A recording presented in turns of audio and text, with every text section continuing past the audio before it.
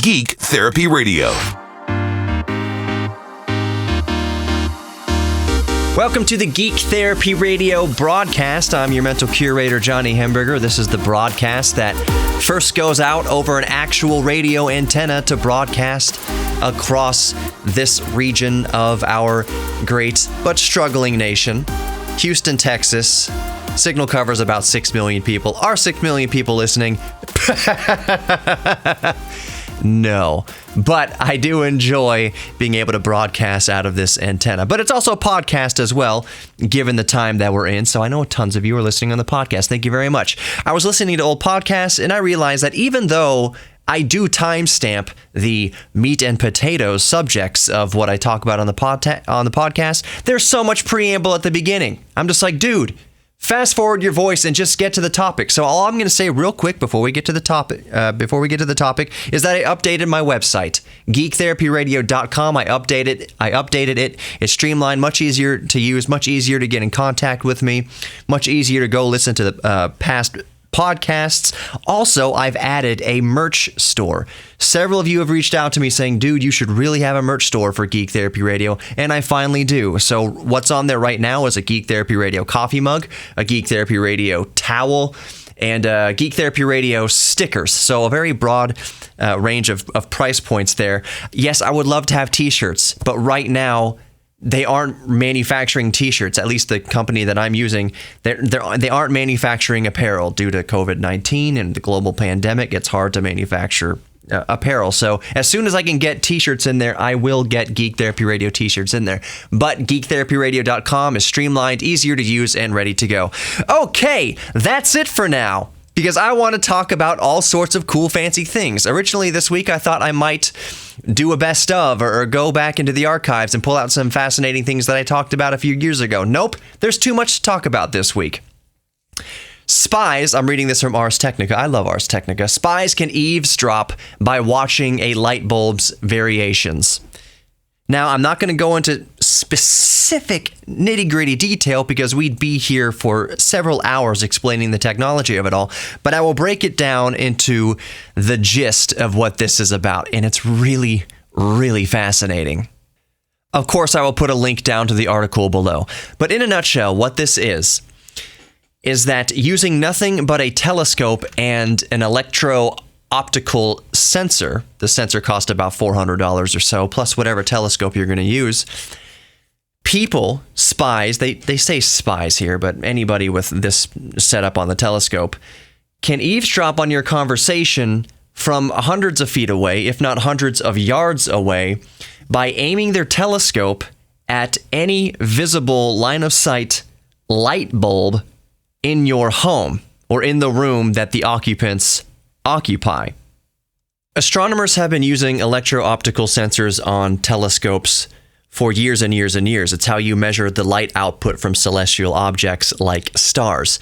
It's one of the main components in how we hunt for exoplanets, is we focus a telescope on a star and we measure the slight fluctuations. If there's a fluctuation that happens in a reoccurring time frame, that usually means that there's a planet going in front of that sun that casts, that blocks the light just slightly, and we can measure that light output.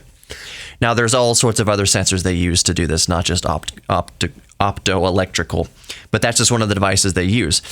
So the way that a terrestrial telescope user could use the technology to listen to conversations of people hundreds of feet away, hundreds of yards away inside of a building, in this instance, is they focus the telescope on the light bulb, and they measure the fluctuations of light that occur when the light bulb itself vibrates with human speech. So when you speak and you're putting out those acoustic vibrations, they resonate on the surface of the light bulb's glass itself, and it ever so slightly fluctuates and modulates the light output through the glass. You convert that optical data into electrical, and you have basically a waveform. You can convert it to audio and hear what the people are saying.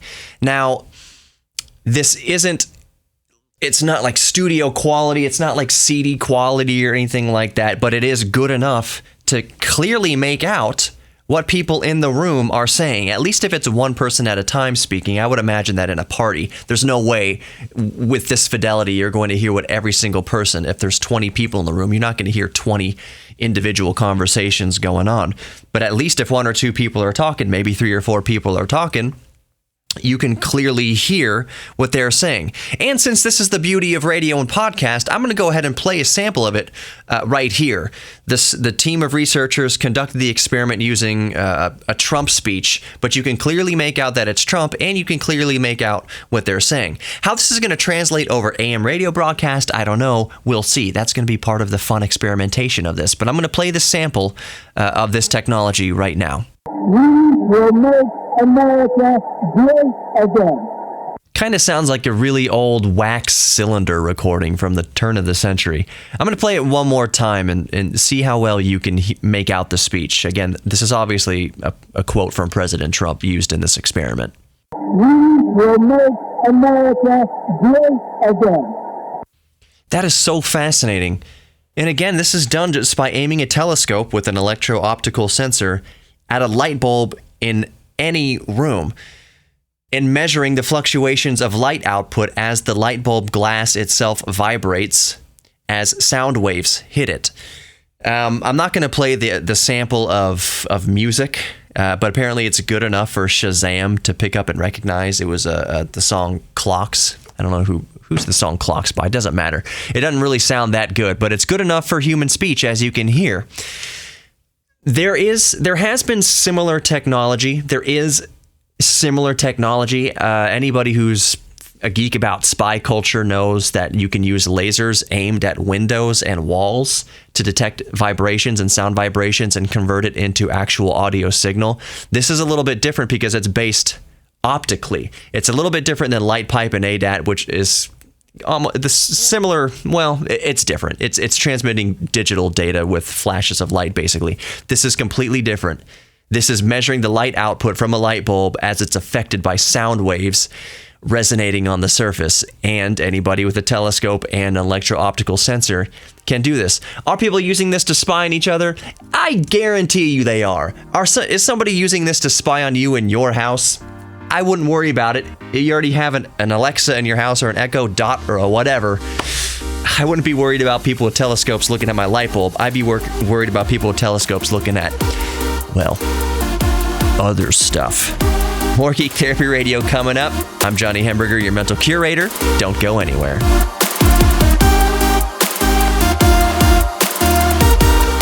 Welcome back to Geek Therapy Radio. I'm your mental curator, Johnny Hemberger. Just a reminder that the website, geektherapyradio.com, is new and improved and more streamlined and easier to use, and now includes a merch store.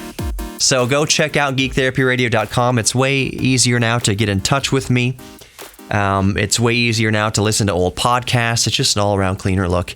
www.geektherapyradio.com. I'd be honored if you'd check it out. Also, all the social media, Geek Therapy Radio on Facebook, Instagram, and YouTube. Anytime you're looking up Geek Therapy Radio, just make sure it's the red, white, and black color scheme. And that's me, baby. Okay, housework for segment 2 out of the way. There's so much going on this week. I'm just going to come out right out and say it. Here's the topic for this segment of Geek Therapy Radio. Tom Cruise wants to legitimately go to space to film at least part of a movie, whether that's going to be for another Mission Impossible or an entirely new venture. Tom Cruise has in the past mentioned, and the studio has mentioned, and it's floated around from time to time, that Tom Cruise would go to space at least to film some sequence for a movie, when that would be viable or not. It even amounted in 2003 when Columbia broke up over the Earth, that initial reports were that Tom Cruise was on it and died with the rest of the crew on Columbia. That was obviously completely false. NASA squashed that story as fast as it came out. Tom Cruise was not on the Columbia as it disintegrated. Was that in February or January or February of 2003? It was early, because I remember coming downstairs. I was living in California at the time, not to get too sidetracked here. But I was living in Simi Valley. Hey, anybody who's living in Southern California knows where Simi Valley is. Walk downstairs, and my aunt and uncle always have the TV on pretty much 24 hours a day. And I'm watching this unfold on TV, and at first I'm not understanding what I'm seeing. What is that, a meteor? What's going on here? Oh, it's a shuttle breaking up. I think it's the first time I don't think I'm wrong in this, but it was the first NASA disaster, loss of life, as far as a shuttle is concerned, since Challenger blew up on exit back in 1986. Was Challenger? Oh my gosh, I'm going to kick myself. I have to Google it right now. Challenger. Yeah, it was January 1986. So anyways, Tom Cruise was not on the Columbia as it disintegrated in 2003. But he has expressed over the years interest, or at least rumors, that he might go to space to film part of a movie. Now, most recently, this idea has resurged, and NASA has officially tweeted about it, saying, "We're happy to be working with Tom Cruise on an upcoming. What did they say? NASA is excited to work with Tom Cruise on a film aboard the International Space Station," he wrote. He being Jim Bridenstine, or Bridenstine, either way, the head of NASA. So it's a legit idea now. Now that brings a plethora of questions to mind, a plethora of concerns. The first thing I'm going to start out with here is that the feasibility of shooting an entire movie on the International Space Station, while not impossible, that seems almost impossible. It seems like the International Space Station has more on their plate than babysitting Tom Cruise while he shoots a movie, and any crew that would be involved. And it would, at maximum, be maybe one other person going up with Tom Cruise, possibly two. It leads me to this main point. The cost of doing that, even if it was one scene, let alone an entire movie, one scene, let's say it was part of the new Mission Impossible, the cost of sending up Tom Cruise and possibly one or two other people, and the equipment, the camera equipment, and yes, cameras can be very small now, technology is amazing, but it's all payload. It's all payload, whether it's humans or equipment, and that is extraordinarily expensive. It would, just to put Tom Cruise on the space station, would cost hundreds of millions of dollars, probably around $200 million or so, just for Tom Cruise, just for him. So it would be like the entire budget. What was Titanic when it came out? Like $200 million, $250 million, $300 million?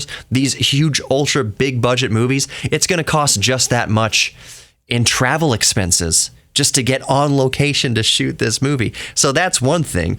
How bad would it be if this actually got greenlit and it actually happened and they actually filmed the movie on the International Space Station and it cost them $300 million or whatever just to get there, plus the cost of making the rest of the movie and all the other production costs back on Earth, and then the movie bombed and then the movie failed. Holy crap. Actually shooting a movie in space, I would think you would need one of the best scripts that human beings have ever written. Like, the movie would have to be great. That's the only way it would work, is the movie would have to actually win Oscars and be great and draw crowds. That's another issue. That's another one of the questions. Here's another thing.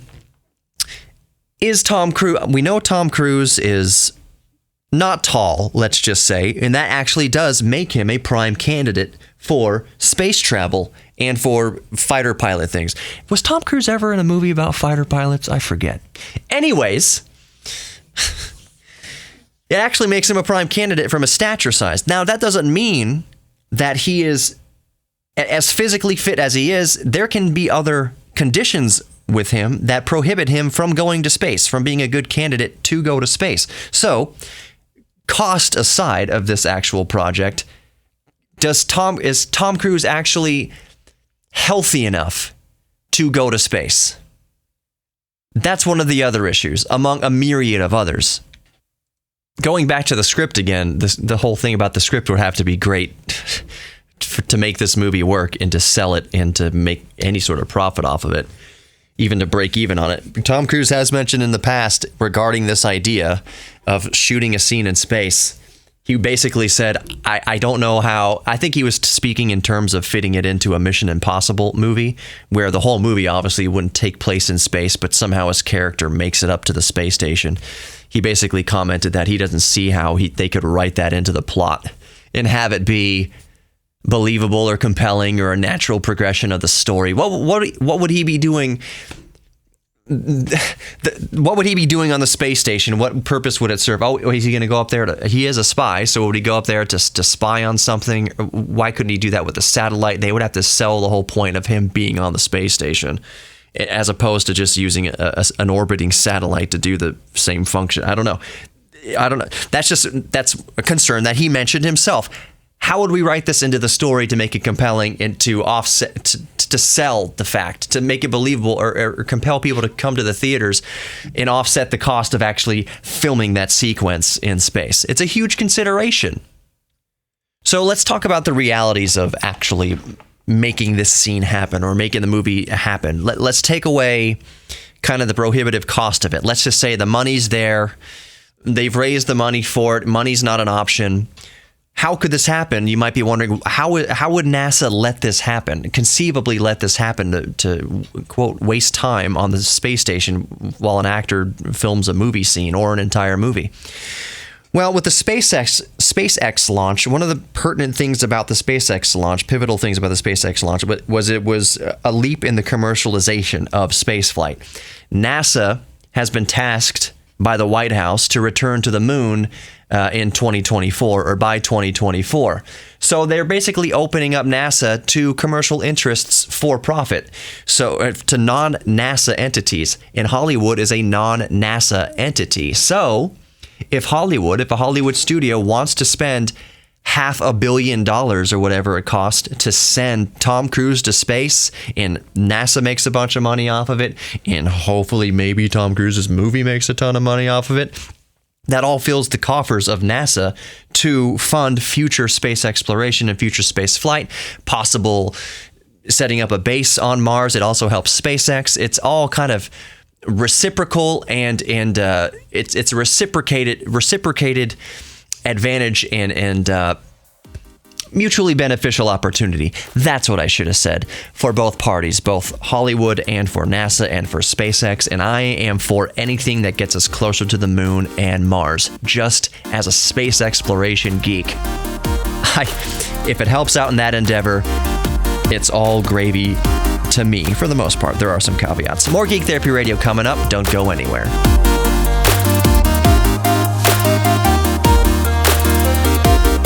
Welcome back to Geek Therapy Radio. I'm, of course, your mental curator, Johnny Hemberger. Just a reminder that the website is new and fresh. GeekTherapyRadio.com, more streamlined, easier to get in contact with me, easier to go through past podcasts. And now there's a merch store, which right now you have what I have offered right now is a coffee mug, stickers, and a towel.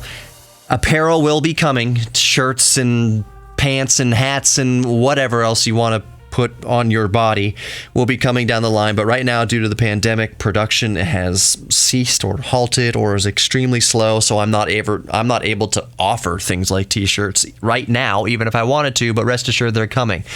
Sorry, podcast listeners. I keep tagging their website for each segment, but that's part of being on the radio. I got to catch listeners where they are as they're tuning in. Got to catch them all, just like Pokemon when they're listening to a radio broadcast. They might be tuning in just now and not have heard the beginning of the show.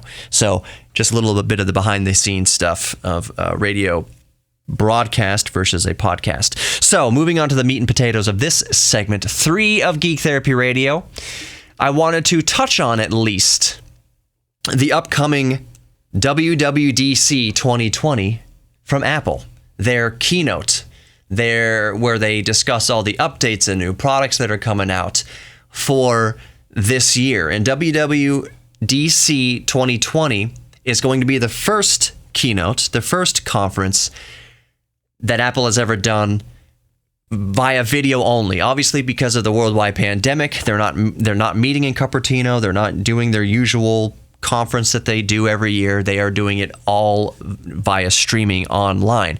That starts at 10 a.m. Pacific time, 1 p.m. Eastern time, Monday. And Monday would be, I like to keep these evergreen, but Monday would be the 22nd. So what I wanted to go over here is a little bit of what we can expect what we can expect Apple to bring up or discuss or possibly unveil or speak to or promote in Monday's WWDC. And if you're listening to this in the future and WWDC has already happened, I mean, you could probably skip ahead in this segment because obviously by that time we already know what's happened. So the bullet points of what we expect to hear and see at WWDC 2020, which again is completely online due to the pandemic. We expect to hear about iOS or iPhone OS 14 and iPod OS 14. Will they officially change the name to iPhone OS? Some people think, yeah, they already did iPad OS. They might just call what's going on iOS on the phone iPhone OS. I wouldn't be surprised, but we're going to hear about those software updates, or most likely to hear about those software updates on Monday. The next one would be Mac OS 10.16. There's still not a name for it yet. Usually they name it something to do with California, some California place or landmark or whatever, but Mac OS 10.16. We can expect to hear about at WWDC 2020 Watch OS 7, so the software for Apple Watch. We should hear about that. The next one will be the beginning of this is, and honestly, this is the biggest thing. This is by far, at least to me, and I don't think I'm alone saying this in the tech sphere, in the tech space, that the biggest thing we expect to hear Apple discuss at WWDC 2020 is the beginning of the transition to ARM processors for Macs. So I don't know about Mac Pro, but maybe the iMac, maybe some MacBook, the new MacBook. Apple hasn't updated the MacBook in quite a while now. Could the actual just base model, baseline MacBook be re-released, but on ARM architecture, on their own in-house ARM processors, their own Bionic processors? We know that they are using Bionic A13, and I think A14 is coming up, that they use in the iPad Pros. And other devices, of course, the iPhones. So where they'll be using that very highly specialized, very efficient, very powerful chip in their upcoming Mac products. And we expect to hear a lot about that. Basically, for me, I mean, I'm going to listen to all of the keynote. I'm going to go over all of the keynote. I'm going to take notes on all of the keynote. But all I really care about, again, and I don't think I'm alone in this, is hearing the news on the transition to ARM processors for Macs. That is going to be the biggest news. Oh, poor Intel. Man, if Mac transitions completely away from Intel, and you got to think, well, maybe they won't transition away from Intel. They might need some x86 processors and some things. I can't imagine a MacBook Pro going entirely ARM. I can't imagine the Mac Pro going entirely ARM. But here's the thing. They have AMD. And AMD would play so much nicer. They already use AMD graphics processors, graphics cards in their Mac products. So it would make complete sense for them to go AMD Ryzen and AMD Radeon for their GPUs, or Vega or whatever, Big Navi, whatever's coming out later. If it's all AMD under the hood, that would make much more sense. So they would be using ARM processors in some products and AMD x86 processors in other products where they can't get off of x86 for some reason. One of the reasons why this is so pertinent and going to be so fascinating to hear is that x86 to ARM transition. And for those who may not care or know what that really means or entails, is, let's say you're a music producer and you use Pro Tools exclusively on your Mac, and now Pro Tools obviously is works on both OSs, Windows and on Mac. But what if you're using Pro Tools on a Mac, and now your Mac is running on an ARM-based processor? It's not, you can't just install Pro Tools on an ARM-based processor. They are entirely different instruction sets. One is simplified instruction set, one is complicated instruction set. I don't know if I get the terms exactly right, but they operate differently. They have to be coded and programmed differently. You can't just copy and paste all the code for Pro Tools on an x86 Intel processor or AMD processor and just install it on your ARM-based processor. They're totally different languages, totally different instruction sets. So all I'm getting at is this transition to ARM. Does that mean that people who use not just proprietary software, because I bet you they would transcode logic or make logic work on ARM-based processors, but third party? It's going to be a big deal for third party. That is what I'm getting at. The transition to ARM is going to be a huge deal to third-party vendors writing software for Mac. Will they be screwed? What's the path forward? What's the roadmap forward to convert the software to work on ARM? That's all I personally really care about too. There are so many advantages to the ARM processors, not the least of which being efficiency and power and being more efficient with what power they have, instant on, instant off, connectivity. There are all sorts of pros and features that come along with the transition to ARM. Overall, I think it's a brilliant move to transition to ARM. But it's not going to be without roadblocks and humps and growing pains and bugs and glitches, and basically ARM processors for the time being. Will they, for the time being, just emulate x86, which is an extremely inefficient process? You can tell by how fired up I'm getting about this that I think the world and third-party developers are waiting for WWDC 2020 just to hear Apple talk about the ARM transition to Macs and what that means for publishers and third-party publishers. That's the big deal about WWDC 2020, and that is all I mostly care about. Next bullet point. I care a little bit less about this, obviously. Maybe a new iMac, maybe AirTags, and maybe the rest of it. So the TV OS, Apple TV, and possibly an Apple HomePod. Because we need another thing we need more smart speakers in our lives, don't we? I don't mean to be cheeky about that. It's just there's a lot of stuff. And I love tech, and I've talked about this once or twice on Geek Therapy Radio. There's so much tech in the world, and as much as I love it and am fascinated by it, at some point it's like, man, how many things do I need underneath my TV and in every room, listening to me or waiting for my beck and call? Alexa, what's the weather for today? Sorry if that triggered any of your dots. I've retrained all of the Echo Dots, Amazon Echo Dots in my house to respond to the wake call computer. Because Star Trek, there's only 3 waking calls you can use for an Echo Dot. You can say, what is it? Echo. You can call it Echo. You can obviously call it Alexa. That's the way it comes out of the box. The wake word is Alexa. Or the third one you can do is computer. And I really wish that at some point in the near future, they would let the end user modify or choose whatever wake-up call they want. So you can say, hey, dummy, what's the weather tomorrow? Okay, the weather tomorrow is do-do-do-do-do-do. Okay, hey, idiot. How long is it going to take me to get to work? Okay, it's about 20 minutes via I-69. Thank you, moron. Anytime. Whatever. It would be fun and useful to change the wake settings for your Echo Dot at some point in the near future. But anyways, to wrap up this segment, WWDC, the most critical thing we are going to hear from it, the thing that we are waiting for, most of us in the tech sphere are waiting for, is any more news on the roadmap on the transition to ARM for Macs. That is the biggest thing. My goodness.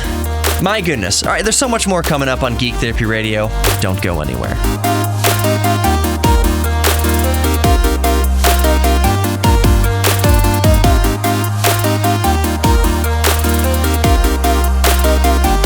Welcome back to Geek Therapy Radio. Reminder one more time, website is refreshed, easier to use, and has a merch store, www.geektherapyradio.com. Apologies again for the podcast listeners. This is radio. This is the radio show. Bear with me. Okay, so one of the things I'm excited about in the proposition that I mentioned in the previous segment that Apple's going to speak to at WWDC 2020, this proposition of the roadmap going to ARM-based processors in Mac products. One of the things I'm most excited about is how this would absolutely ignite an industry trend where other manufacturers, and not just, I'm not saying like Dell would go to, their Dell XPS 13 would be offered with an ARM processor variant. I mean, that's possibly at some point in the future. I would think that inevitably at some point in the future that would be a possibility. But the real exciting thing to me personally is that when you're coding software to ARM, it means that, and again, as somebody who knows more about this than me, please speak up. Please email me, geektherapy@iheartmedia.com, or go to the website, contact me, geektherapyradio.com, and let me know. But let's say Avid codes Pro Tools to run on ARM processors natively. That means that theoretically, if I'm not mistaken, and I know it would still be difficult, but not as difficult if it's already programmed for ARM, that theoretically, Pro Tools could possibly be ported to other ARM processors, which means that theoretically, you could run Pro Tools on your phone. So if you have a very powerful, even if it's an iPhone or a powerful Samsung flagship phone with a good processor in there, it's all ARM-based. If I could have Pro Tools, the full version of Pro Tools running seamlessly on my phone, and all I need to do is pair it up either with Miracast, either wirelessly or whatever, using USB 3 to a monitor, and just basically have my audio production workstation in my pocket with me at all times. All I need to do is plug it into a TV and have a keyboard and mouse with me, and I can work on these podcasts, I can mix songs, I can master albums for people just with my phone using industry standard software like Pro Tools. That would be the dream. If Cakewalk, and now I am certified in Pro Tools, but I still prefer to use Cakewalk. Everything I edit with is Cakewalk Sonar. That's what I prefer. If Cakewalk Sonar was transcoded to run natively on ARM processors, and I could just run it on my phone, just plug it into a TV screen, have a keyboard and mouse, and just be editing my podcast anywhere I go, just with my phone on full native software like Cakewalk Sonar or Pro Tools, that would be amazing. Now I know, yes, there are apps that can edit software on both your iPhone, that's what GarageBand is, and on your Samsung. What is the software that I use on the Samsung? Audio Evolution, something like that. It's, as far as a DAW goes, a digital audio workstation, it's great for what it is and what it's designed to be on a phone. I mean, it would be cool if there was two modes, though. If you could use it in phone touchscreen mode, or plug in a TV and pair a Bluetooth mouse and keyboard to it and use it in full-blown desktop mode. Theoretically, you could kind of do that with Samsung DeX, a little bit, but it's still just the app, but it's not running in it's like a modified desktop type of mode. It's not the same thing. You get what I'm saying? I'm excited for industry standard software to be coded for ARM, because that means that I can have full desktop versions of software theoretically built into my smartphone. That's what I'm so excited about with this Apple transition to ARM. And it's going to take a huge company like Apple doing that to spark that revolution. Just think about how powerful our phones are in our pockets. Our phones are more powerful than most tablets. I mean, it depends on what model of both you have. But we have an extreme amount of horsepower in our pockets. And I think the way that phones have plateaued, it's been criminal. The ARM processors in these phones have been criminally underserved by major vendors like Cakewalk, Sonar, who makes Sonar. Does Cakewalk? I don't even know what audio companies are owned by anymore. I think Avid still owns Pro Tools. But the fact that they haven't released any versions of that software for ARM processors and for your phone, it makes no sense. It's terrible. It's something that a lot of us, I can't be speaking alone just for myself, we've been waiting for this revolution for a long time. But these third-party developers have had no reason to do so. I mean, no one's going to do it. Who's going to buy this? But once you have a big dog like Apple saying, spurring that change. Okay, well, as long as we're recoding Cakewalk Sonar to work on ARM-based Apple processors, we already have the code here. How hard would it be to code it for the ARM processor in a Samsung Galaxy Note whatever, or an Exynos processor? Now, I know that is so oversimplified for me to mention it that casually. There would be a ton of coding work involved in transcoding software to run on an ARM-based processor. I know that. Or more specifically, transcoding it to run on a variety of ARM-based processors. They're all not going to be Mac or Apple ARM-based processors. They're all not going to be Exynos. They're all not going to be Snapdragon. There's a lot of different flavors of ARM processors, so the task would be monumental.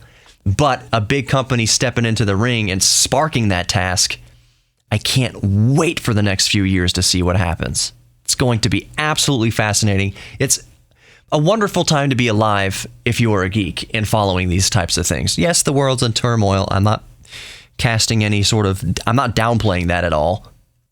But technologically speaking, the advancements we're making in programming and shifting the paradigm, and Intel no longer being top dog in the playing field or having their throne threatened, it is a very fascinating time to be a geek right now.